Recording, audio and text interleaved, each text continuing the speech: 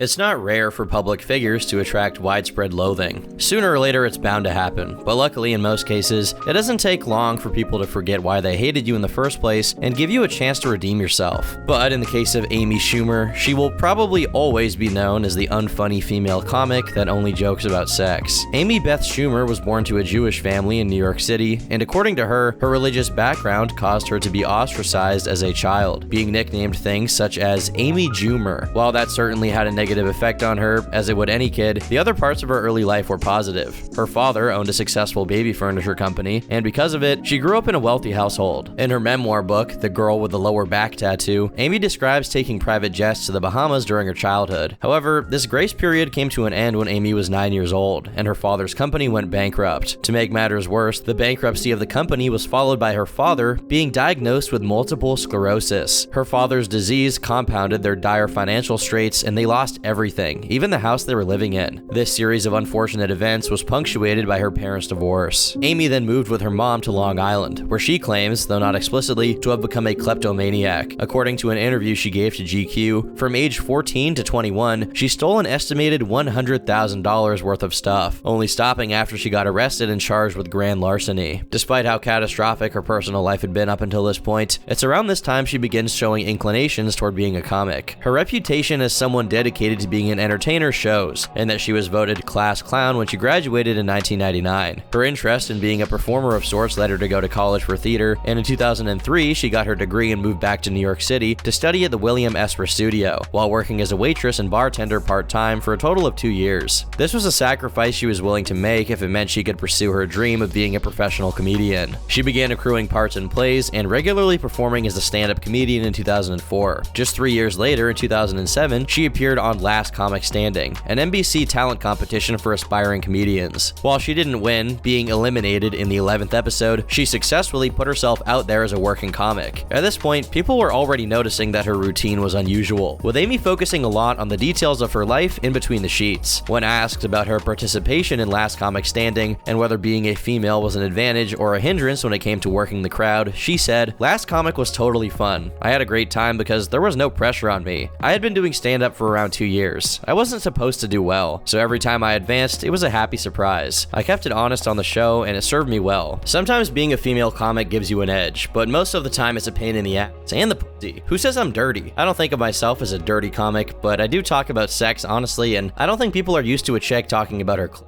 But hey, you write what you know, right?" She also recorded a Live at Gotham episode for the Comedy Central network, which had been hosted by many established comedians such as Gabriel Iglesias, Joe Rogan, and Bill Burr. Within a year, she became a recurring guest on a Fox late-night program, followed by her co-starring in a reality show. Though not ideal, since her objective was to work for herself as a comedian, this was an astronomical rise, especially for someone who had just started doing comedy 4 years prior. Soon enough, she got her own special on Comedy Central and began appearing in so many different pieces of media, from comedy shows to ads to podcasts, that it's impossible to name all of them here. In part, people's dislike of her began due to sheer overexposure. Wherever they looked, Amy Schumer was there. The first people she rubbed wrong were comedy buffs, who felt that her comedy was controversial but in a safe way, by talking about sex explicitly, but from a female perspective. Many thought that if a male comic had an act as straightforwardly sexual as hers, they'd be relegated to doing what's called blue comedy, meaning comedy that relies on sexual jokes as its main course. But because she was a woman, it was seen as innovative and considered pop comedy. This didn't affect her career though, and after appearing in even more movies and TV shows, she dropped another special, aptly titled Mostly Sex Stuff. After it was positively received, she received the green light from Comedy Central to get her own sketch show, which is somewhat of a badge of honor for a comedian. The show Inside Amy Schumer was so successful that it got a total of 5 seasons, and, despite people speculating otherwise, only stopped being produced because of Amy's decision to focus on touring as a stand-up instead of shooting more episodes. Her show also received 3 primetime Emmys, further solidifying Amy Schumer as a household name in comedy. And in 2015, she was named one of Time Magazine's 100 most influential people. That same year, her movie Trainwreck was released, which is probably her single biggest appearance in conventional media. With a budget of just $35 million and box office sales of $140, it was a financial success and got her plenty of opportunities. This was the peak of her career as a comic and entertainer, having successfully turned her stand-up skills into a full-time media job. However, at the same time, a general political upheaval began, and by her own choices, Amy was roped into it. On one hand, many skits from her show were skyrocketing in popularity and being shared online because they tackled topics such as rape culture, an extremely controversial and debated topic at the time. This landed Amy squarely in the corner of people who aligned with beliefs related to feminism and social justice, which consequently catapulted her work further into the mainstream. On the other hand, this also attracted a kind of scrutiny she was severely unready to be met with. Amy had spent most of her career making jokes involving sensitive topics, and now that she seemed happy to take on the role of socially conscious comedian, the chickens came home to roost. She was taken to task for the innumerable instances of her being racially insensitive in her comedy. An article released by The Guardian at the time reads as follows: "For such a keen observer of social norms and an effective satirist of the ways gender is complicated by them, Schumer has a shockingly large blind spot around race. Her lackluster stint hosting the MTV Movie Awards, a rare misstep, featured lazy jokes about Latina women being crazy, while a much-lauded sketch from the show featured an ad for a training center where old people learn to not be racist. Schumer's stand-up repeatedly delves into racial territory, tactlessly and with no apparent larger points. Her stand-up special features jokes like, 'Nothing works 100% of the time, except Mexicans,' and much of her character's dumb slut persona is predicated on the fact that the men she sleeps with are people of color. 'I used to date Latino guys,' she says in an older stand-up routine. 'Now I prefer consensual.' In response, Amy made a series of now-deleted tweets stating, 'I'm a comic. I'm so glad more people are laughing at me and with me all of a sudden. I will joke about things you like, and I will joke about things you aren't comfortable with, and that's okay. Stick with me and trust I'm joking. I go in and out of playing an irreverent idiot. That includes making dumb jokes involving race. I enjoy playing the girl who, time to time, says the dumbest thing possible, and playing with race is a thing we're not supposed to do, which is what makes it so fun for comics. You can call it a blind spot for racism or lazy, but you're wrong. It is a joke, and it is funny. I know that because people laugh at it.' Honestly, it's kind of surprising to see Amy Schumer, of all people, express this stance on the issue, but then again, I'm sure that after this brush with backlash, she cut back on making these kinds of jokes. I wonder if this is still her opinion on it nowadays. In any case, soon after, she was once again making headlines, this time for posing nude for a photo shoot. This decision, paired with her previous controversies, led many people to see her as someone who was willing to do anything for attention, and even some of her previous fans began seeing a disconnect between who she used to be and who she became. It's also worth noting there was a time in which doing a nude photo shoot was still a frowned upon thing to do, whereas now, it's becoming weird if a female personality doesn't have an OnlyFans. Come 2016, and things continued to heat up, as Amy was accused of stealing jokes from multiple comedians, many of whom were working alongside her during her formative years as a comic, giving further credence to the allegations. How's this?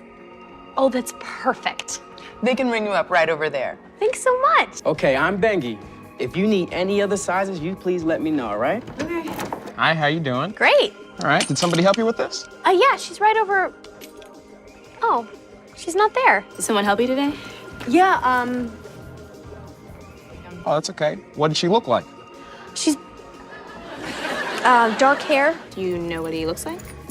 Yeah, he is wearing like a vest. If she had a favorite president, it would probably be Lincoln.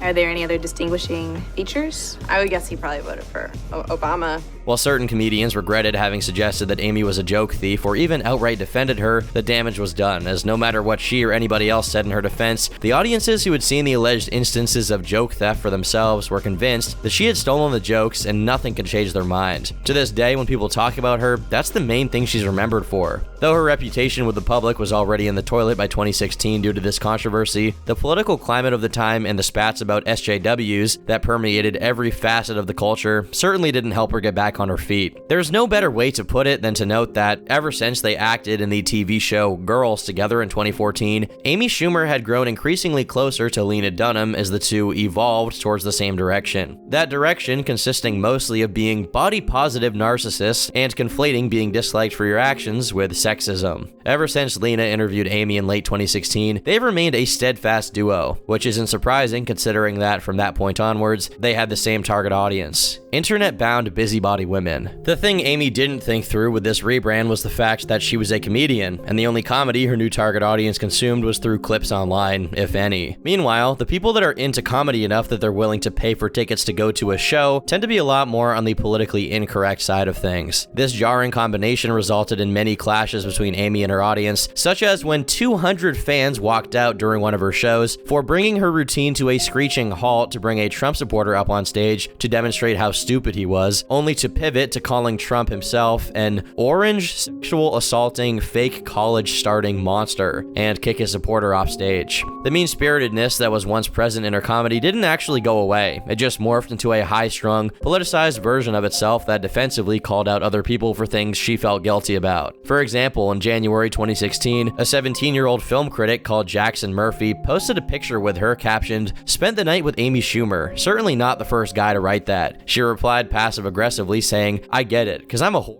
Glad I took a photo with you. Hi to your dad." While journalists ran with it, praising her retort as some grandiose moment of standing up to slut-shaming, this was grating since just a couple of years prior, Amy would not only call herself, but other women, whores jokingly, and that was just the tip of the iceberg since she had told jokes exponentially more offensive than what Murphy had said. One particular example of this that got her in trouble with other comedy fans was when, during a Comedy Central roast on Charlie Sheen, in which she was participating, she decided to tell a joke about Steve-O, who was in the audience.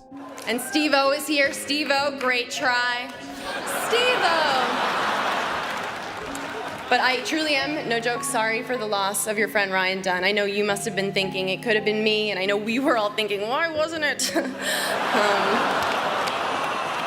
Not only did her joke immediately make the room plummet when she mentioned Ryan Dunn, Steve-O's friend who had tragically passed away a couple of years prior, the punchline was just saying everyone wished Steve-O had died instead. Well, this is par for the course when it comes to roasts, and the rest of the audience still reacted somewhat positively to her joke, Steve-O was visibly bothered by it, which upset many of the people who only saw it after the fact. Given how beloved Jackass and Steve-O in particular are by the public, this felt gratuitous, like Amy was trying too hard to be edgy, contributing further to her being generally disliked.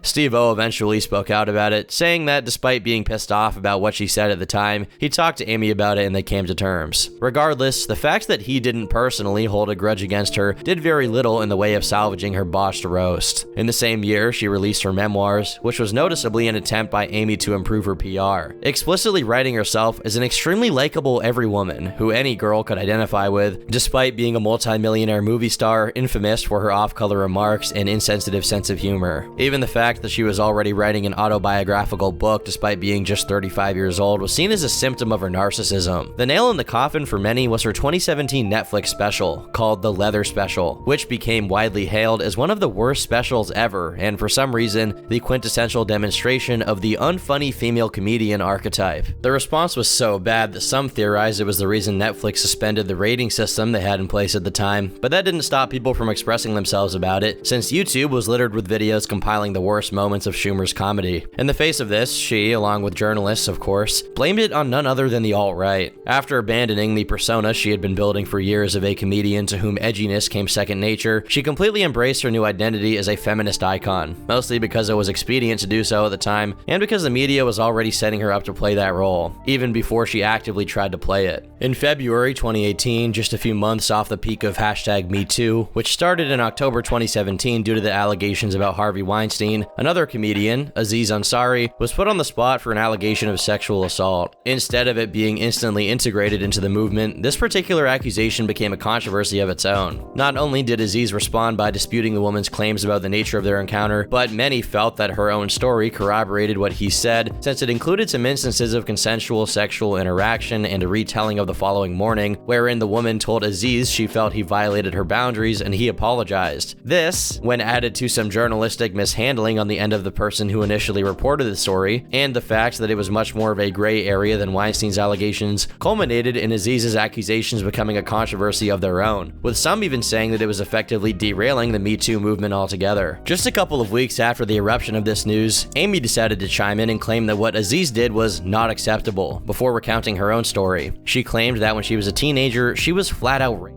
While she was initially appreciated for trying to give a voice to victims of sexual assault, upon further examination, even people who hadn't sided with Aziz felt that Amy was adding to the confusion. She said, "My first sexual experience was not a good one. I didn't think about it until I started reading my journal again. When it happened, I wrote about it almost like a throwaway. It was like, and then I looked down and realized he was inside of me. He was saying, 'I'm so sorry, and I can't believe I did this.'" In her interview with Oprah, she specifies that she was asleep when this happened. Now, of course, this is extremely terrible and definitely automatically qualifies as SA. The problem spurs from the fact that her situation is seriously different from what Aziz and his potential victim were discussing. Additionally, despite her liberal usage of the word rape while talking about the topic, she simultaneously implied that these gray area rapes, as she puts it, aren't necessarily criminal, just unacceptable behavior, which further muddied the waters. After she joined the discussion, her older rape jokes resurfaced and were used against her. However, they all paled in comparison to an appearance she made on the Opie and Anthony show, wherein she tells a story about being in the front seat with the cab driver and not only sexually harassing him, but outright placing his hand on her crotch without any lead up to give him a chance to offer anything resembling consent. As you can expect, people came to her defense, saying that if he allowed it to happen and went on with it, that was him consenting. However, if that's the case, then the same can be said for many other of the gray area situations Amy claimed constituted wrongdoing. What's worse is that this isn't the only time Amy had unceremoniously admitted to having committed some kind of sexual assault. In her memoir, she tells a story about a guy named Matt, where she says, "It was 8 a.m. My dorm room phone rang. Amy, what's up? It's Matt, come over. Knock knock, ring ring, where is he? Finally the door opens. It's Matt, but not really. He's there, but not really there. His face is kind of distorted, and his eyes seem like he can't focus on me. He's actually trying to see me from the side like a shark. Hey, he yells too loud, and gives me a hug too hard. He's f***ing wasted. But I was here, and I wanted to be held and touched and felt desired. Despite everything, I wanted to be with him. And then came the sex, and I use that word very loosely. His penis was soft. It felt like one of those de-stress things that slips from your hand. He started to go down on me. That's ambitious, I think. Is it still considered getting head if the guy falls asleep every 3 seconds and moves his tongue like an elderly person eating their last oatmeal? The only wetness between my legs is from his drool, because he's now sleeping and snoring into me. Again, despite it being debatable to what extent this actually occurred, it certainly looked awful for Amy, who was trying to be an advocate on the topic of gray area rape, when she sounded a lot like a gray area rapist herself. Not only did she speak about this openly without an ounce of self-awareness about how terrible it sounded, she immediately followed it up with a series of complaints to herself about how great of a friend and comedian she was, as well as a complaint about how devastating comments about her weight are. The cherry on top is that she didn't just write this into her memoirs, she also performed it as an acceptance speech to an award, and the video for it has millions of views. You really cannot make this up. It's tough enough to be a comedian that pushes the envelope while defending talking points that very much preclude things like offensive humor, but I imagine it must be even harder to be as rigorous as she is on sexual ethics when she's had at least 2 close calls, if we can even call them that, with being the perpetrator of SA. But because of the impenetrable shield the industry and the media put around her that deflected any genuine criticism from the public, she eventually found some success in her rebrand as a politically correct, sex-positive figure, and in 2019, she put out another comedy special called Growing. Though it didn't get ravingly positive reviews, it was leagues ahead of the reception that the Leather special got. But perhaps this was because the parts of her audience that had any expectations or standards for what she was putting out were long gone by the time it came out. While she retains the forced Facebook feminism that became a part of her personality in 2016, the premise of the special is decidedly less stupid, or at least internally consistent with the politics she punctuates it with, mostly focusing on her personal life, her marriage, and her pregnancy. When she noticed that this more candid approach to doing comedy was well appreciated by consumers, she leaned into it. A year later, she dropped a docuseries through HBO Max about the difficulties she had with pregnancy due to her career as a touring comedian, as well as her health issues such as endometriosis, which ultimately culminated in the surgical removal of her uterus in 2021. Fortunately for her, the reception was even more positive than her special, and it was crucial in reigniting her presence in the mainstream media, which became much more scant after her run-ins with journalists and comedians alike. It's unlikely she'll ever successfully reverse the damage she did to her public perception, since the people who see her as an industry plant, annoying feminist, unfunny hack, or all of the above haven't found any reason to change their minds about her. Regardless, despite all of the hate she's accrued over the years, it doesn't look like she'll be going away anytime soon, as she continues to take every opportunity to make current events about herself, and article writers continue to indulge her. One recent example of this comes from last year when Will Smith slapped Chris Rock at the Oscars. Amy, who was hosting the night along with Wanda Sykes and Regina Hall, took to Instagram to say that she was, and I quote, triggered and traumatized. Again, it seems like she selects the kind of language she thinks is more likely to get a reaction from people. In another show of hers, she also commented on the slap, saying it was an example of toxic masculinity. What's interesting is that on the same Oscars night, she was planning to joke about Alec Baldwin having accidentally murdered someone while filming a movie, as well as James Franco's SA allegations, but was advised against it. As I previously said, she never stopped being tone deaf and insensitive. She just strategically pointed it away from topics that could get her into real trouble, while pivoting to socially conscious talking points. There's no telling if the never-ending spring of second chances for Amy will ever dry up, but given how many scandals scandals she's made it through that would probably ravage almost anybody else's career, something tells me her token feminist comedian immunity is still very much in effect. At her peak of unlikability in 2016 to 2017, she was being considered for the lead role of the Barbie movie, which you've probably seen ads for recently as it stars Margot Robbie and Ryan Gosling. The only reason she isn't in the final product was that she chose to drop out due to the fact that the script didn't have a feminist edge. Now that she has a successful TV show on Hulu with Life and Beth, it wouldn't surprise me if she scored some A-lister parts in movies in the near future. If they can keep Ezra Miller on Hollywood life support despite the fact that he's a walking PR nightmare, Amy Schumer is no trouble at all. I believe the saying goes, a jack of all trades is a master of none, but oftentimes better than a master of one. In the case of Brendan Schaub, however, some have cast doubt on this adage. Born and raised in Colorado, Brendan's family had a history in competitive sports, with his father being a second-degree black belt in Taekwondo, and his uncle, Pax Beal, being a bodybuilder and ex-football player. There's no coincidence, since genetics definitely played a role in the proclivity towards athleticism. Schaub grew to be well over 6 feet tall, and unsurprisingly, quickly found success in pursuits such as football and lacrosse while in high school, lettering twice in the former and 4 times in the latter, even being voted MVP in his senior year. While he didn't attract the attention of any talent scouts, when he tried out for the football and lacrosse teams of Whittier College, he got accepted into both. Though he was majoring in sociology, it was just a placeholder degree while he focused on his prospects as a full-time football player. Once he was done with college, he ultimately never got drafted or signed, causing him to retire in 2007. However, this didn't mean he'd given up on being an athlete, far from it. After abandoning football, he picked up martial arts, in particular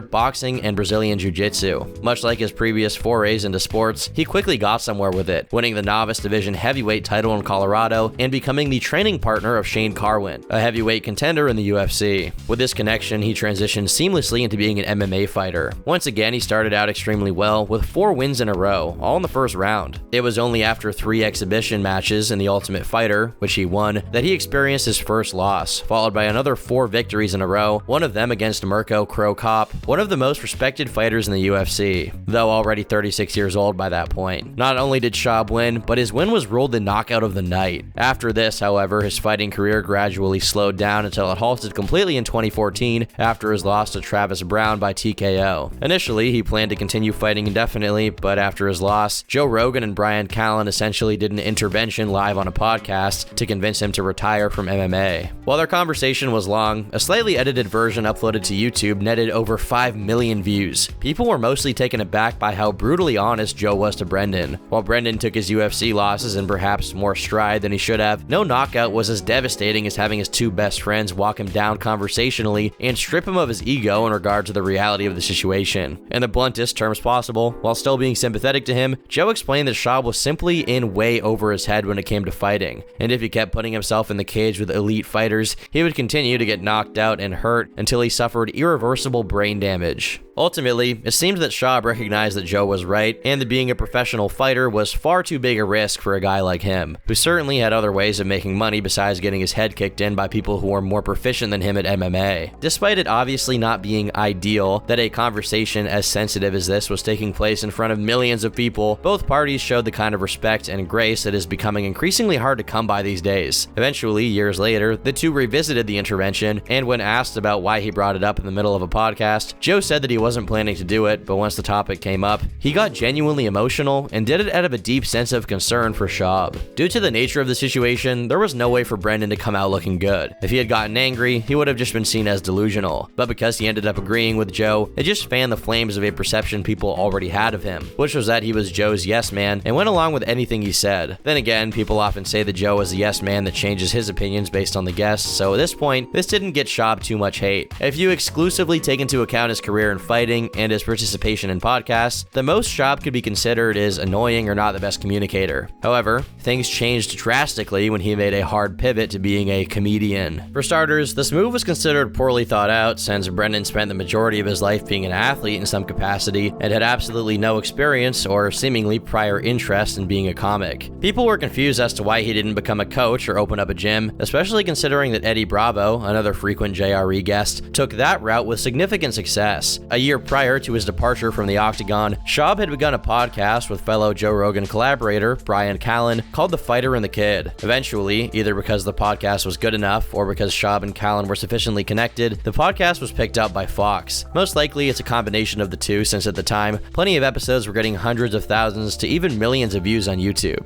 Many episodes featured comedians and other more established personalities, which certainly helped it become popular. In retrospect, the way Brendan came off in the show was much less obnoxious than what he'd become infamous for. Not only could you sympathize with him, but you could also occasionally laugh at his exchanges with Bryan. This was very impressive, since this was someone who wasn't media trained, with no experience in the field he was getting into, and with a speech impediment, who was somehow doing well for himself in a medium that consisted entirely of being good at communication. He must have been doing something right. At least that's what people thought at the time. The problem was Brendan's relative success in this area started getting to his head very fast. While he's never been the most charismatic guy, earlier on he was likable, as the podcast relied mostly on the chemistry between him and Callen, whose conversations often sounded like two friends talking. But as the show grew, so did Brendan Schaub's ego, to astronomical proportions. Brendan is notorious for being someone who's easily suggestible, and in an interview he and Bryan gave to the Dallas Observer, he reveals that Bryan was the one that told him to start doing stand-up. He says, "We're having success with a podcast, and Bryan said, 'Hey man, we should do the show on the road and do a live show.' I thought that sounded terrible. But his idea was not to take the podcast on the road, but to do a live comedy performance. He wanted me to open up and do stand-up. I said, that's not my wheelhouse, I know my limitations. But he said I was looking at it wrong. He wanted me to start off by telling a story, and we added from there. For a guy who's competed his entire life in athletics, competed at the highest level in football and fighting, fought in front of 60,000 people and millions of people on pay-per-view, nothing beats these live shows." Can you imagine if Brendan listened to his gut instinct here and didn't get into stand-up? Within a year of this terrible lapse in judgment, Brendan had evidently developed delusions of grandeur about his talent as a communicator and performer. Instead of crediting the somewhat sudden success of the podcast and their subsequent live shows to the setup being good and the guests being interesting, he thought he was the reason they were working. In 2016, he started doing some stand-up shows as a solo act and started his own podcast, Big Brown Breakdown, a name he wisely changed to The Schaub Show. His podcast was well received, at least initially, because for once, he was talking about something he at least had some experience with: fighting. Over time, however, the show's ratings took a downturn as listeners noticed that the show was gradually moving away from being about fighting and towards being about Schaub. One of the reviews on iTunes puts it pretty succinctly: "I used to love this show. Schaub is trying to be a Hollywood star or something and has changed a lot over the years. Dude, we don't care about name dropping or anything celebrity-like. We listened to your show because you were funny and down to earth. Get back to basics." It's actually pretty tragic to look at how raving the reviews for The Schaub Show used to be, and how much this unchecked ego destroyed his reputation with people who genuinely liked him. This issue wasn't exclusive to his podcast, much to the contrary, it polluted every facet of his public life. In The Fighter and the Kid, his tendency to recklessly interrupt guests and even his co-host Bryan became increasingly prominent. As early as the show's departure from its affiliation with Fox in 2016, people were picking up on their deteriorating relationship, as Schaub would often ridicule Bryan's opinions and frequently cut him off. Despite the fact that, even though we didn't have any of Brendan's hands-on experience with mixed martial arts, Bryan frankly sounded more knowledgeable on it. Overall, Brendan just seemed like he was no longer trying to be likable whatsoever. In another venture of his, the Below the Belt series, which is simultaneously titled Food Truck Diaries and Fight Talk, because Brendan can't seem to settle on a name if his life depended on it, Brendan would frequently screw up the names of the fighters he was talking about. This was jarring, since part of the appeal of the show, which was greenlit by the TV network Showtime, was having someone with a background in the UFC talk about fighting. But throughout the entire thing, he consistently sounds like he has no idea what he's talking about. Regardless, because of the sheer caliber of the people Schaub managed to get on the show, many of the episodes were very successful on YouTube. As people had come to expect at this point, every time Brendan was successful with an endeavor, it just magnified all of his character flaws. Another of his behavior patterns that had become noticeable was his tendency to brag about his lifestyle and accomplishments, often resorting to exaggerating and lying about them to make himself look good. While he had already been doing this for a long time, initially no one had any reason to suspect it, but as the public's opinion of him grew negative, people started to scrutinize his claims, only to find out he was basically a pathological liar. One of the best examples of this is his "This Is Not Happening" performance in 2019, where he goes over his career in the UFC. At the point this video came out, the Fighter and the Kid subreddit had already turned against Schaub and became exclusively dedicated to hate following and documenting his continuous downfall. Identifying as homeless cats and fry cooks at PF Chang's after a bizarre rant from Schaub about why he didn't care about what his haters thought, the members of the subreddit were rigorous in not letting Brendan get away with anything. As a result, the details of his story about his career in the UFC were closely examined, and it turns out he lied through the whole thing. He claimed his childhood dream was to be a mixed martial artist, when in a podcast appearance, he claimed it was to play in the NFL. He played up both his and his opponent's rank in the UFC, as well as lying about how many people were in attendance to make his fight sound more important. He name drops multiple big celebrities, saying they were at the fight, which literally none of them were. These are just a few of the lies in his individual video, because if you were to exhaustively go through the stuff he says in the podcast, he lies so often about topics so inane that it's impossible to document all of it. Sure, his "this is not happening" appearance is a stand-up comedy routine, and comedians lie all the time to make their stories funnier. But the issue here is the fictional parts don't contribute to the comedy, they just contribute to Schaub's inflated perception of himself. And since we're on the topic of his comedy, his arrogance is also the culprit for the utter annihilation of any respectable career in stand-up he could have potentially had. Instead of putting the work in for a decade or even longer to scrape together 1 hour of material worthy of turning into a special, after just a measly couple of years calling himself a comedian, he released You'd Be Surprised. It would go on to become the worst rated special of all time. Literally, it's a 1.5 out of 10 on IMDb. While the public was blissfully ignorant of just how incompetent a comic Brendan Schaub actually was until after the special came out, some of his friends saw this coming from a mile away. Joey Diaz, for example, despite holding out hope that Schaub would eventually develop into a legitimate comedian, instinctually didn't like Brendan Schaub's move into comedy for the exact reasons that were mentioned earlier. He compared it to the opposite situation. If a lifelong comic who happened to win a couple of amateur fights proceeded to call himself a professional fighter and put himself in the ring in front of thousands of people, it's only reasonable to expect that this person gets the beatdown of their life with a side of thorough humiliation. In a way, that's what Brendan got. What many people have pointed out was that it wasn't just a regular failure to launch. It was a sign that Brendan didn't care about being a good comedian in the first place. All he wanted was a special with his name on it, and he was willing to go to whatever lengths necessary to get something out and earn that validation. But when the special was released and the negative reactions began flooding in, he couldn't accept the fact that it was getting panned.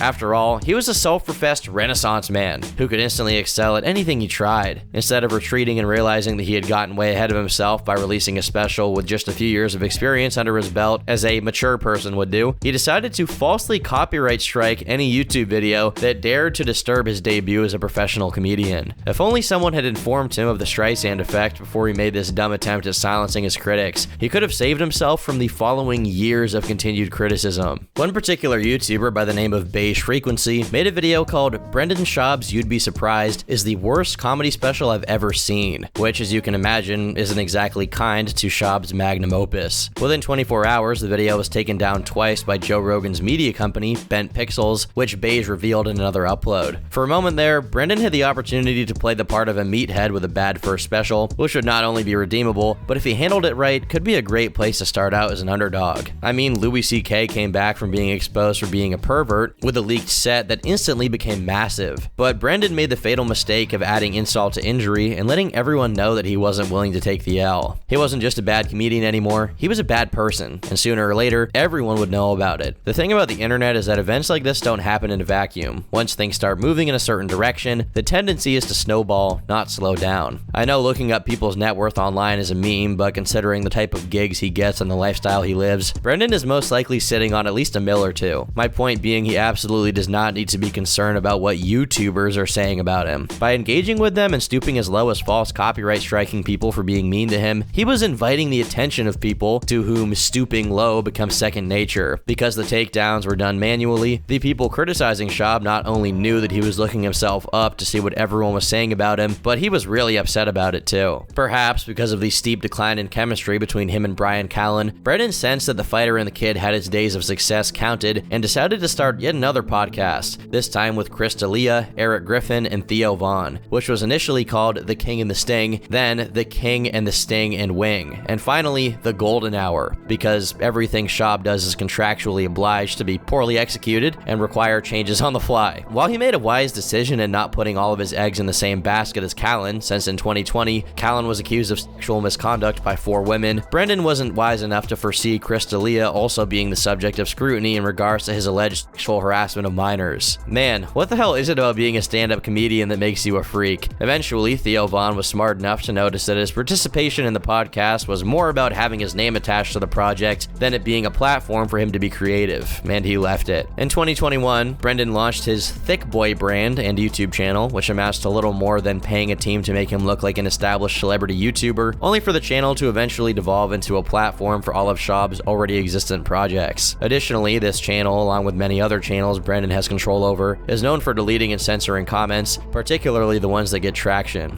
Despite this attempt at yet another pivot to being a solo online personality, Brendan Schaub's success was entirely contingent on the people he somehow convinced to work with him. While the fighter and the kid's popularity had dwindled, the golden hour was still enjoying growth, but like all things Schaub, it was immediately tainted by his inability to handle a spotlight. A couple of years prior, in 2019, Brendan and Theo, when they were the only members of the podcast, were answering questions sent in by listeners, and one of them was about if it was possible to be attractive while bald. Using about 5% of his magnanimous intellect, Brendan takes this as an opportunity to say that his longtime friend and spiritual stepfather, Joe Rogan, was, and I quote, slinging dick. That expression means one thing and one thing only, and given the context of the conversation, there was no way Schaub meant something else with it. The problem is, Joe Rogan has a wife, which meant Brendan was essentially revealing Joe was cheating on her, or at least claiming he was. Later on, when the topic got brought up, he tried to claim that what he meant was that Joe was killing it in life, and you can guess how well that excuse worked. That attempt at a save was so bad that, even though it had already been clipped, they actually cut that part out of the original episode, which only served to make things look even worse. The topic of infidelity eventually came back with a vengeance, but directed at none other than Schaub himself. At the beginning of 2022, on the 49th episode of the Trash Tuesday podcast, fellow comedian Annie Letterman began talking about a certain other comedian whom she claimed sucked at comedy, who despite having a wife and kids, decided to suggestively invite her to walk him to his truck, an offer Annie rejected. As soon as the story was told, another of the show's hosts, Kalila Kuhn, immediately deduced who Annie was talking about and said that he had also tried to get with her. Eventually, they said that his initials were BS, which pretty much confirmed they were talking about Brendan. This became a big controversy when the always vigilant Fighter and the Kids subreddit capitalized on it immediately, picking it up and running, as well as turning it into a meme and making a variety of songs revolving around the phrase, "Walg me to my trug." While the topic wasn't broached in his appearances to Joe Rogan or the Impulsive podcast, when Schaub went on Andrew Schultz's Flagrant 2, he got grilled on it in a pretty masterful way. Despite asking Brendan about one of the most damning and revealing things possible, Andrew remained aloof as if it wasn't some potentially life-destroying piece of information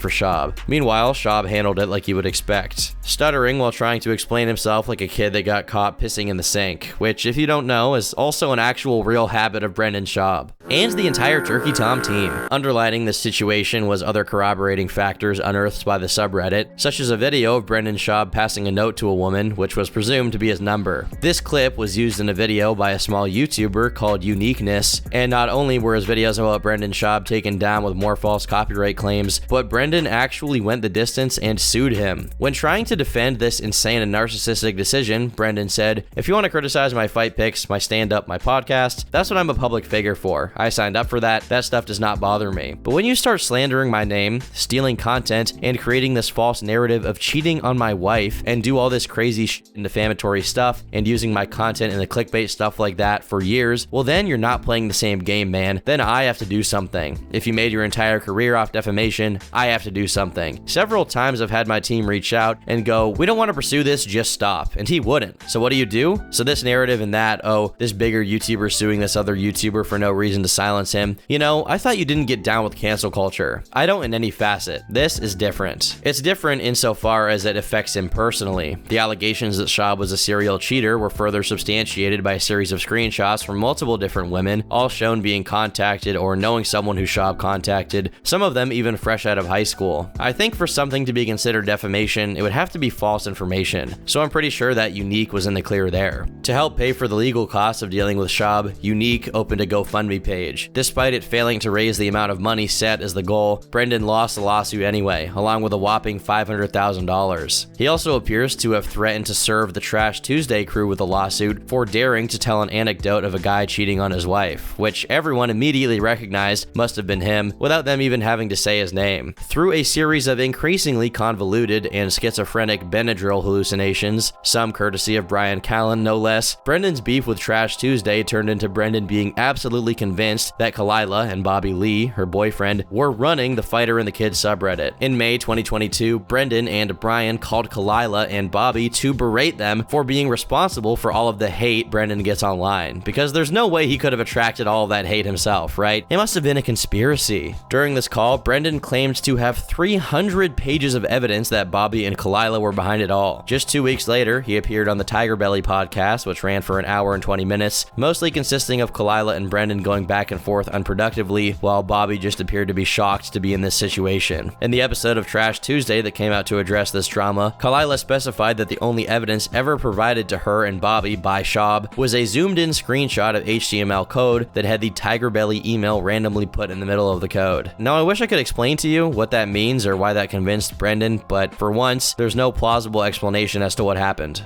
I don't fucking know. It could have been that Brendan was looking for justification to attack Kalila for exposing him on Trash Tuesday, since he couldn't just do it straightforwardly, as it would have been an implied admission of the Trugwog incident. It could have also been that he wanted to go with the subreddit and needed a pretext besides that the posts on it were hurting his fee-fees. In either case though, would he be downright stupid enough to just put their emails into the subreddit's inspect element, screenshot it, and save that as evidence? As we've come to learn, Brendan is a moron, but is he that much of a mouth breather? If he is that stupid, would he know how to do inspect element? Did he get help from someone? There are a lot of unanswerable questions here. The bottom line was that when he became the target of substantiated accusations of wrongdoing, Brendan decided to make a bunch of unsubstantiated accusations about someone else. It really didn't help it that it was Bobby Lee, who is a comedian and is also well liked by other comedians with a loyal following. Meaning Brendan wasn't just making himself look dumb to random strangers, he was burning bridges in the business that he supposedly cared about. One of the more impactful signs that Brendan's credit with the comedy world was drying up fast was that it seemed that Joe Rogan was becoming more comfortable with putting him in a negative light. During a discussion on his podcast, the topic of Brendan Schaub's conspiracy theory about the UFC purposely having one of their fighters not make weight so that they could change the card was brought up, and Joe said that it was ridiculous and evidence that Schaub needed a handler to keep him from saying absurd things. A pretty common Rogan W.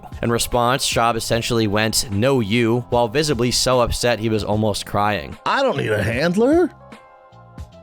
These guys need a handler. All this controversy is underlined by Schaub's second comedy special, The Gringo Poppy, which somehow managed to outdo his predecessor and underperform even further, getting a mesmerizing 1.1 rating on IMDb. Much like his previous special, the poor reception was quickly followed by a string of false copyright takedowns. Not only were many comedians turning on him, but the MMA world was beginning to turn its back on Brendan as well. Ariel Helwani and Dana White, just to name a couple, had already noticed how Schaub's relationship with fighters and MMA culture was parasitic, with his career in comedy crashing and burning and his reputation becoming disfigured beyond the hope of repair. He couldn't even sell tickets anymore, and consequently, his streams of income were shutting down. Because of this, Brendan ended up firing Mark Harley from his crew, and Harley promptly exposed Brendan for a myriad of things in a Reddit AMA. Among the many things he addressed in the post, Mark claimed that Schaub was indeed a pathological liar who chronically overplayed the size of his social media presence, going as far as view-botting his special on YouTube to the tune of hundreds of thousands, as well as buying followers on Twitter and Instagram. Mark also gave significant backing to Schaub's cheating. Since he was the person responsible for managing Schaub's socials, he got annoyed at how often Schaub basically asked him if there were any baddies hitting him up in the DMs, and even provided receipts for it. As much as it sucks that this horror show will continue to go on indefinitely, since none of Schaub's offenses are sufficient enough to have him go away, I have to say, there's so much unintentional humor that's just oozing from this whole phenomenon.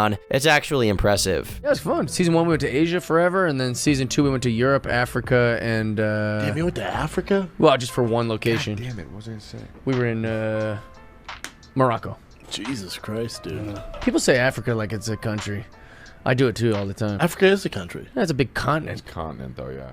But moving on, depending on how much of a zoomer you are, it's quite likely you've never heard of Dane Cook. But if you're a little older, and especially if you were going to college when he was at the peak of his fame, he was unavoidable. Born to a large family in the 70s, Dane described himself as someone who was introverted and shy, even suffering from social anxiety at an early age. However, when he was at home, he had a passion for entertainment, putting on his mother's wigs and dancing to entertain his siblings. It took him a while for him to be comfortable enough to let that passion manifest though, as he only began discovering denying he had an interest in doing comedy when he took theater in high school. Quickly, this developed into a professional pursuit. He started working as a performer in comedy clubs when he was just 18 years old. Throughout the 90s, he moved both to New York City and Los Angeles to try his hand at comedy, but it took until 1998 for him to briefly appear in the Comedy Central show Premium Blend, which eventually became the aforementioned Live at Gotham. A few more years went by, during which Dane was relegated to being a successful, though pretty small name that occasionally showed up in Comedy Central's roster. That is until 2003, when he signed a contract with Comedy Central Records to release his first comedy album, Harmful If Swallowed. While it wasn't insignificant by any means, given that the album eventually sold a total of 1,400,000 copies in the United States, it didn't yet establish him as the extremely successful comedian he would become. It was only 2 years later, when his second album, Retaliation, was released, that Dane was really making the rounds. The album debuted at number 4 on the Billboard 200, a feat which hadn't been achieved since 1978 by Steve Martin's A Wild and Crazy Guy. The record went gold within a week of its release, platinum in the same year, and double platinum 2 years later. It's weird to think that comedy albums used to go platinum, but I guess those were different times, as signified by this insanely 2000s infused cover art, made by Dane himself, by the way. Gotta love that tattoo, so boss mode. It's safe to say this album made him a celebrity, as he instantly went on to perform at the most illustrious venues a comedian could get their hands on, from the MTV Awards to the TD Garden, where he recorded his first HBO special, titled Vicious Circle. Retaliation was also the beginning of another trend in Dane's career, his tendency to maximize the sheer volume of material he performs, with the album's duration totaling almost 2 hours. Later on, he and Dave Chappelle would go on to compete for the Laugh Factory's endurance record, culminating in Dane performing for a whopping 7 hours. I don't know about you, but I doubt there's no one funny enough on planet Earth to merit you listening to their stand-up for 7 hours straight, but apparently Dane succeeded. Dane instantly tried to branch off from stand-up and try his hand at conventional media. While his first attempt at it, a sitcom TV show called Cooked, didn't get picked up, just a year later he starred as the lead role in the movie Employee of the Month, which solidified him as a competent actor. The film made more than double its budget, which isn't bad, especially for a comedy movie. Just a year later, Dane once again was a lead actor in what was probably the biggest film of his entire career, Good Luck Chuck, and though it grossed a total of $35 million in the US and another 24 worldwide, the movie was relentlessly panned by critics who saw the movie as an extension of his comedy career, meaning they called him unfunny and try-hard. The disparity between his success and the perceived quality of his work just kept on growing, no matter what direction he went in. It's worth noting that his move into the film industry didn't negatively affect his career as a performing comic, since he was also regularly doing massive month-long stand-up tours in colleges throughout America. Another impressive feat of his was selling out the Madison Square Garden, which had only been accomplished once before in 1990. Unsurprisingly, he was also netting all kinds of awards and nominations for his work as a comic. However, it was becoming noticeable that his persona as a comic was highly reflective of who he was in general. In interviews he gave, he often answered questions in a clever, even arrogant way, as if he was still in character, which many felt was forced. People also found it obnoxious how often he would blast right through the allotted time of his shows, ignoring the repeated signals for him to come off the stage so that the other comics could perform. Perhaps most importantly, his astronomical rise to fame was met with utter confusion from many people who didn't find him funny, including some other comedians. One common observation in regards to how discrepant Dane Cook's success was compared to his onstage material was that his success was due to being well marketed, not necessarily because of his talent as a comedian. Oh yeah, did I mention my movie Employee of the Month? Well, it comes out on October 6th. Repeat after me.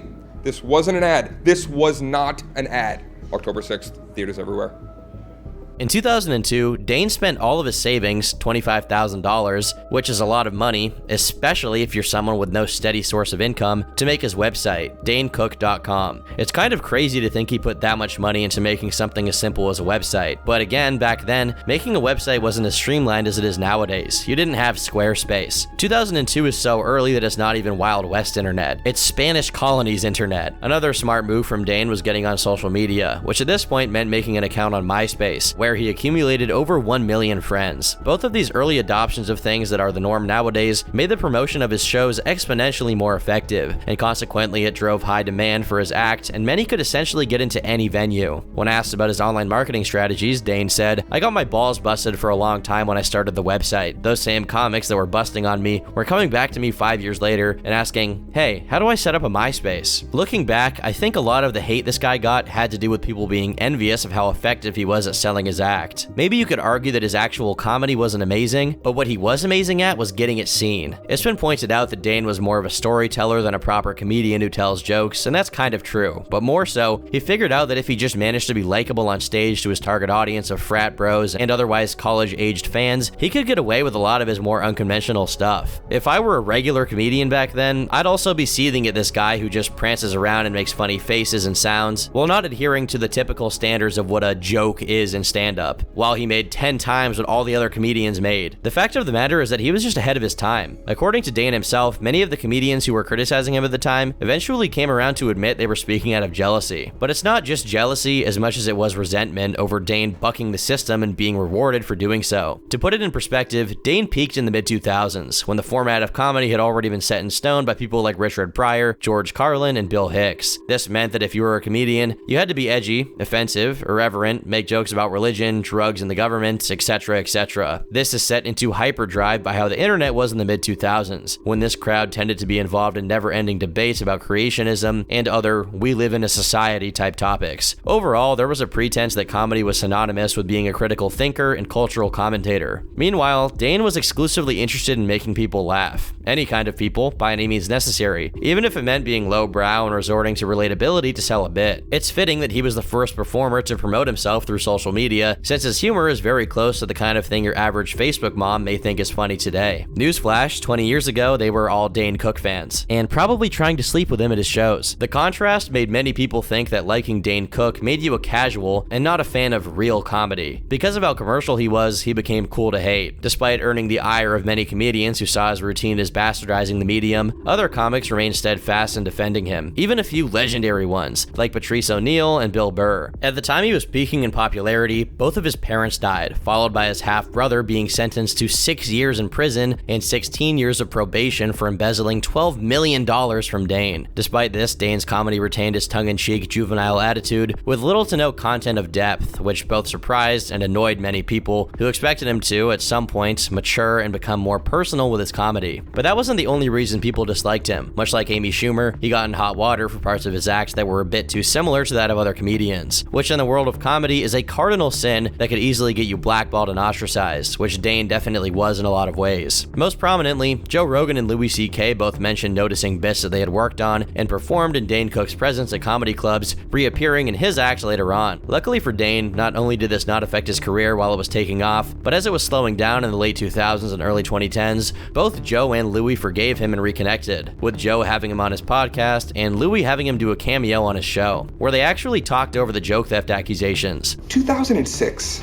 That should have been like my triumph. And I enjoyed it, Louis, for maybe 2 months. 2 months before it started to suck. Because everything I read about me was about how I stole jokes from you, which I didn't. I kind of think you did. Dude, why would I steal 3 jokes from you when I have hours of material? Why? Why would I do that? Risk my reputation? I don't think that you saw me do those jokes and said, I'm gonna tell those jokes too. I don't think there's a world where you're that stupid. Ever since 2010, when he released a greatest hits compilation called I Did My Best, he's gradually distanced himself from the spotlight on purpose, since he heavily associated being famous with being disliked. Unfortunately, around the same time he was finding some peace for the joke theft, he once again drew negative attention from other comedians after a conversation of his with fellow comic Stephen Byrne. While the two agree on some parts of this conversation, such as Dane claiming Steve was stealing his essence, which was pretty rich for a guy fresh off of being accused of being a joke thief, Dane and Steve remember the conversation very differently. While Dane focuses on Steve acknowledging his struggles to find himself, Steve emphasizes Dane's bizarre behavior. So I moved to LA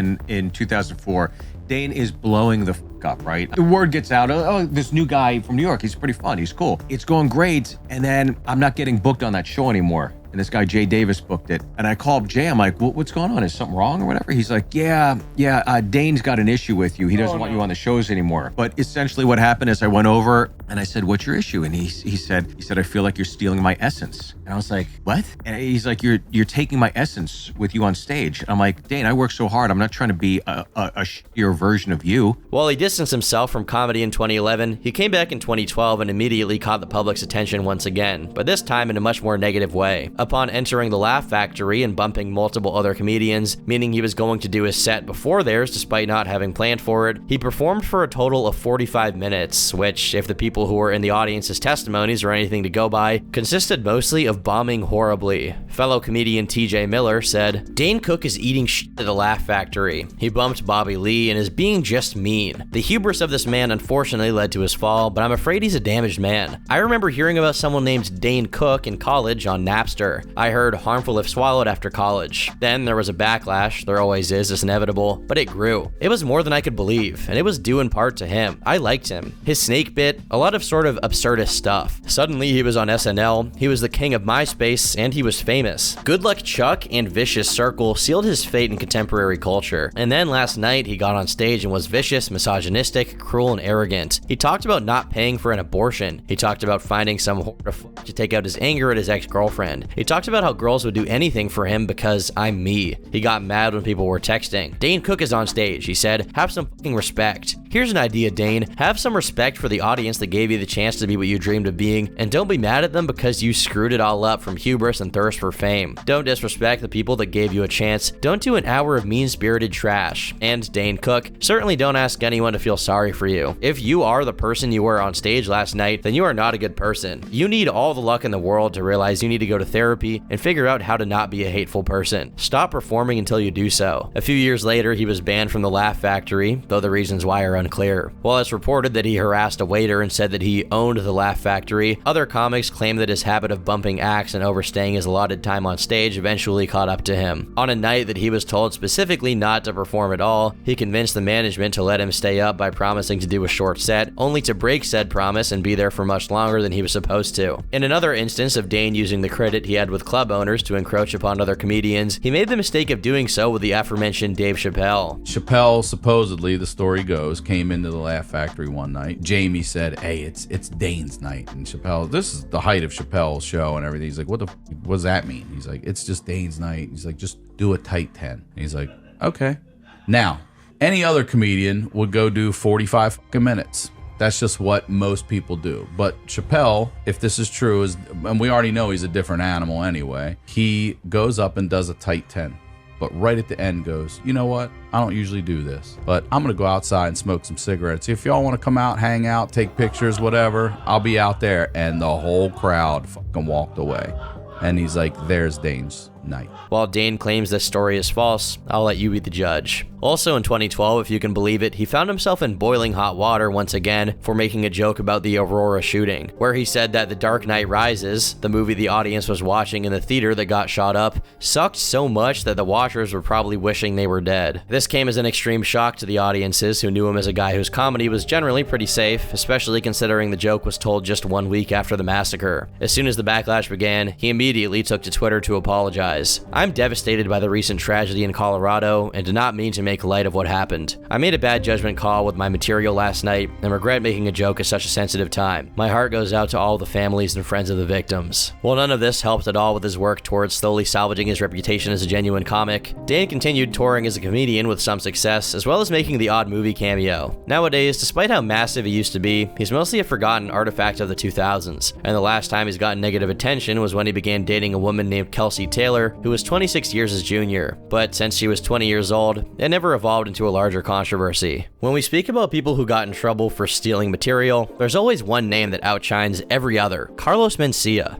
Born Ned Arnell Mencia, he grew up with a total of 17 siblings. Due to a domestic dispute between his parents, he moved to the US to live with his uncle. Unfortunately, the consequence of this was that he spent his formative years in East Los Angeles, where he saw all kinds of criminality. Despite successfully staying out of trouble for most of his youth, he admits to having sold drugs and robbed a house when he was 19. Thankfully, that was a fluke, and Mencia went on to enroll in California State University to study electrical engineering while he worked at Farmers Insurance. At his job, he would often rant to his co-workers about the things that annoyed him, which they found funny enough to tell him that he should try to do stand-up comedy during an amateur night at the Laugh Factory. This was a shock to him since he didn't even know being a comedian was an option. But as soon as he discovered it was a possible career path, he decided to drop out of college and quit his job to pursue it. Unsurprisingly, his entire family thought he was out of his mind for neglecting potentially becoming an electrical engineer, a conventional and stable profession by every standard, to try and be a comedian. His father, however, showed some support, even if ironically ironically, by saying, if he wants to be a clown, let him juggle. Initially, he was still performing as Ned, but in 1988, the owner of the Comedy Store, Mitzi Shore, decided to introduce him as Carlos Mencia to highlight his Hispanic heritage, a decision which Carlos himself thought was smart and ran with. This name change marked the beginning of his rise as a comedian, as Carlos saw great success throughout most of the 90s. Besides performing at the biggest comedy venues, he appeared in illustrious TV shows such as Arsenio Hall and was hired by HBO to host the Loco Slam, a Latino comedy showcase. While Loco Slam didn't do very well, its quality didn't get pinned on Mencia, who went on to do the HBO Comedy Half Hour, the Latino Laugh Festival, and Funny is Funny, all with differing degrees of positive response from audiences. While he had already secured his position as a professional comic, he hadn't managed to successfully break into working on TV shows. Early in the 2000s, his success in stand-up touring landed him a couple of half-hour specials on HBO, one of them even getting an award for Best Stand-Up Comedy Special, which piqued the interest of more legacy media outlets. Finally, in 2002, he performed on Comedy Central Presents, which presumably kickstarted a negotiation for a potential TV show on the network. 3 years later, the show materialized as Mind of Mencia, made in the format of Chappelle's Show, which was in the middle of its run as one of the most successful sketch shows of all time. In a lot of ways, Mencia was the person picked to potentially fill in for Dave Chappelle, surely a heavy weight on his shoulders. While Mind of Mencia had good ratings during its first season, its second season was Comedy Central's highest rated show, behind only South Park. However, it slowly dwindled in popularity over the next couple of seasons until it was ultimately canceled. At the peak of Mind of Mencia's popularity, people began speaking out their problems with Carlos, perhaps because it annoyed them how big he was getting, despite how widely disliked he was as a comic. But why was he disliked? Well, besides the fact that many people already considered him to be unfunny and annoying due to how much he relied on racial jokes as a crutch for pretty much all of his material, what eventually overshadowed Mencia's entire career was the endless list of jokes he stole from other, more established comedians. In 2005, one of the first people to ever publicly bring this up was Joe Rogan. In a post to his blog labeled, "Carlos Mencia is a weak-minded joke thief." The post reads, "The latest and most disgusting joke thief of all is a guy named Carlos Mencia. The really crazy thing is that that's not even his real name. He sells himself as being Mexican, but the reality is that his name is Ned Holness, and he's actually half German and half Honduran. The Mexican hook is something he did to ingratiate himself with the local Mexican population of LA where he started. Now normally, I wouldn't dedicate so much time to talk about a piece of shit like Ned on my website, but this stupid motherfucker talks shit about me on the radio, so it's open season for hacks. I got a funny email today from one of the guys on the Frank Show in Tucson saying that Carlos, aka Ned Holness, or however the fuck you spell it, his real name, also known as the phony Mexican, or Carlos Mencia, what other comics call him,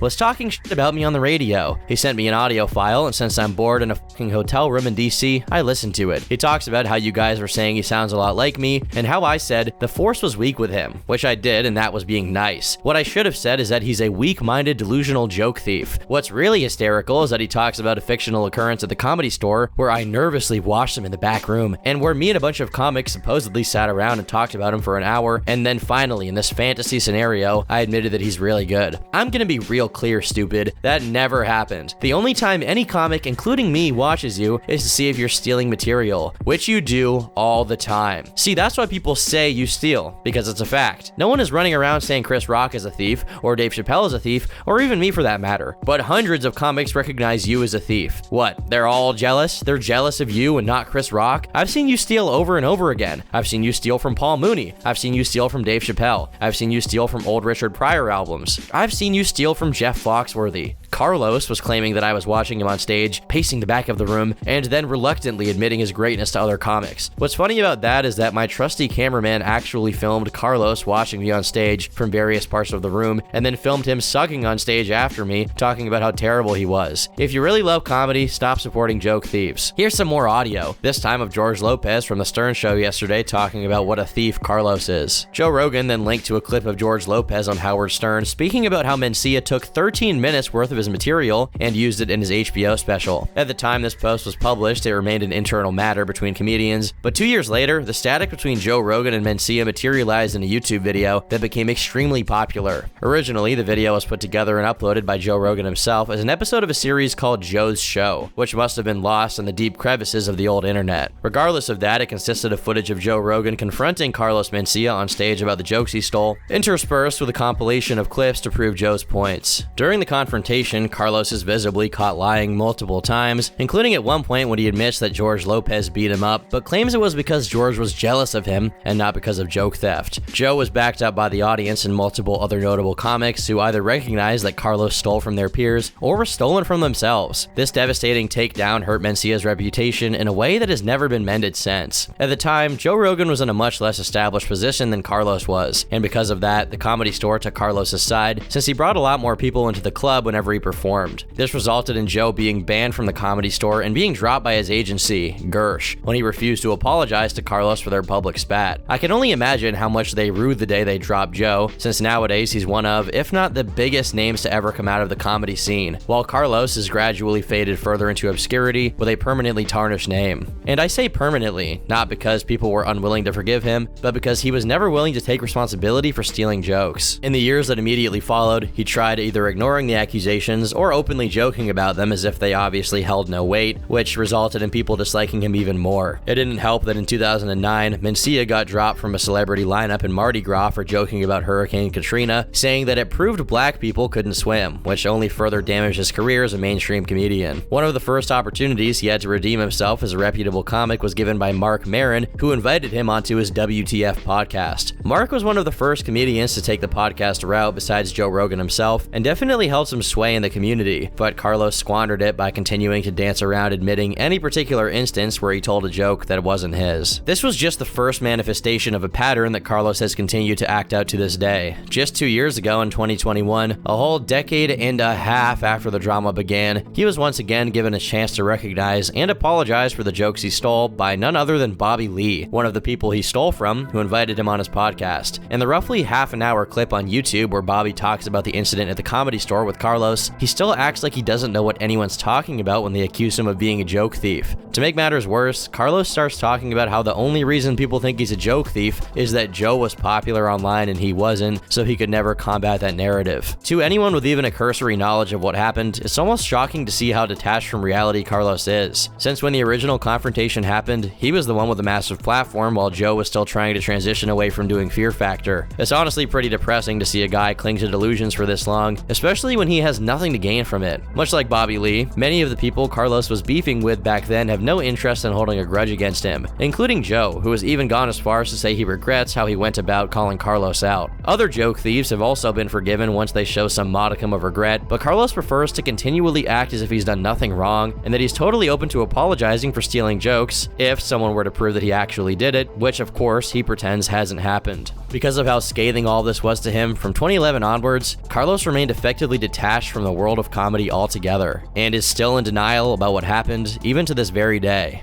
Just hearing the name Kathy Griffin is all it takes to remember why this comic is so notorious. You probably can immediately recall the exact incident in question, rather the image that gained her so much backlash. On May 30th, 2017, she released a photo of her holding up a Trump mask with fake blood all over it, essentially depicting him being beheaded, which was negatively received by most people, regardless of political affiliation, for how over the top it was. But how did she get there? Before that point, she had a fairly successful run as a comedian, from stand-up to sitcoms and reality shows. Her shtick was the typical offensive and vulgar fare of the popular female comedians at the time, with a particular focus on celebrity gossip. She was basically kryptonite for white women over 30. Between the years of 2009 and 2014, she was nominated every year for a Grammy for Best Comedy Album, finally winning it in 2014. She had her own reality show in the 2000s that won 2 Emmys, and holds the record for having the most comedy specials. However, she always had a knack for getting into drama. She's been banned from shows like The View and The Tonight Show with Jay Leno for making offensive jokes or talking smack about celebrities. In 2009, she would appear alongside Anderson Cooper for the CNN New Year's Eve broadcast and drop some profanity, getting her fired and forcing her to give her paycheck back for the event. But she would continue being a regular for CNN's New Year's celebrations for nearly the next 10 years, leading to other controversial instances, including one time when she got partially nude, and another where she pretended to blow Anderson Cooper. She's always been a staunch progressive, for example, supporting same-sex marriage back when it was a hotly contested issue. And so, So come 2016, when Trump appeared on the scene and was surprisingly elected, she was naturally part of the crowd of his most avid and enraged critics, which is why in 2017, she decided to partner up with photographer Tyler Shields and drop an image of her holding Trump's bloody head out of nowhere. Now, it was clearly an attempt to drum up controversy and gain more popularity off the drama that would naturally result. But Griffin got a bit more negative attention than she bargained for. On Twitter, there was backlash not only from conservatives, but even most liberals thought she went too far, saying she was inciting violence and it definitely crossed some kind of line. But there were career and even legal consequences for Kathy as well. Commenting on the resulting fallout, a BuzzFeed article from the time reads, she talks about being banned from The View, allegedly repeatedly, not being asked back onto Ellen or Jay Leno's Tonight Show, or being confronted by Whitney Houston after cracking jokes about her in her stand-up. But the response to this particular gag has been far more costly. She lost her lucrative CNN New Year's Eve gig, a televised event she's hosted since 2007 with Anderson Cooper, who also disavowed the photo and apparently hasn't spoken to her since. On Tuesday, 2 days after the image was posted, she released an apology video, a deeply awkward, barely 30-second clip, so stilted it seems like she has never had to apologize for anything before. Hey everybody, it's me, Kathy Griffin. I sincerely apologize. I am just now seeing the reaction of these images. I'm a comic. I crossed the line. I moved the line, then I cross it. I went way too far. The image is too disturbing. I understand how it offends people. It wasn't funny. I get it. I've made a lot of mistakes in my career. I will continue. I asked your forgiveness, taking down the image, gonna ask the photographer to take down the image, and I begged for your forgiveness. I went too far. I made a mistake and I was wrong. And then today, she had a press conference with her attorney, Lisa Bloom, apologizing again, but also claiming that she's under Secret Service investigation, that she's getting death threats, and has been dropped from multiple jobs. 5 and counting. Bloom called the image a parody of Trump's own sexist remarks, taken to an extreme, absurdist visual. And Griffin talked mostly about wanting to be a role model for other women, as well as defending the First Amendment. What's happening to me has never happened, ever, in the history of this great country, which is that a sitting president of the United States and his grown children, and the First Lady are personally, I feel, trying to ruin my life forever, she said. Kathy's attorney, Lisa Bloom, also clarified that, like many edgy works of artistic expression, the photo could be interpreted different ways, but Griffin never imagined that it could be interpreted as a threat of violence against Trump. That was never what she intended. She has never threatened or committed an act of violence against anyone. And I mean, yeah, if Griffin was truly intent on harming Trump, then she wouldn't have done a self-report to the whole world about it. But the people who had a problem with this image probably weren't offended just because they thought she was literally planning on murdering Trump. Trump himself would obviously respond on Twitter, stating, "Kathy Griffin should be ashamed of herself. My children, especially my 11-year-old son, Barron, are having a hard time with this. Sick." And safe to say, Griffin's apology was too little too late. People weren't keen on letting the incident go. Kathy would soon rescind her apology and now stands by the image, and her career ever since has revolved around talking about this incident and all the backlash from it. While she was temporarily suspended from her gigs, in 2018 she had no trouble getting on talk shows of Seth Meyers and Bill Maher to discuss the Trump controversy. She also launched a worldwide comedy tour called Laugh Your Head Off in reference to the photo, and shows sold out in multiple locations. Griffin did a special in 2019 called A Hell of a Story, discussing her anecdotes of being interrogated by the DOJ and winding up on the no-fly list. Either people were quick to get over this incident, or there was a cohort of fans who actively endorse her actions towards Trump. Over the past few years, she's continued to be a guest on many podcasts and shows, and continues to do stand-up. Other than all the drama, she's recently had personal struggles with her health in the form of lung cancer and PTSD. She also recently got in a spat with Elon Musk on Twitter. Whatever her next endeavor is, the dedicated legion of wine moms that composes her fanbase will surely be there for it. I, however, won't be, not because of the Trump image, but because I want to leave and not record this video anymore. I've been Turkey Tom, thanks for watching, and until next time, leave me alone.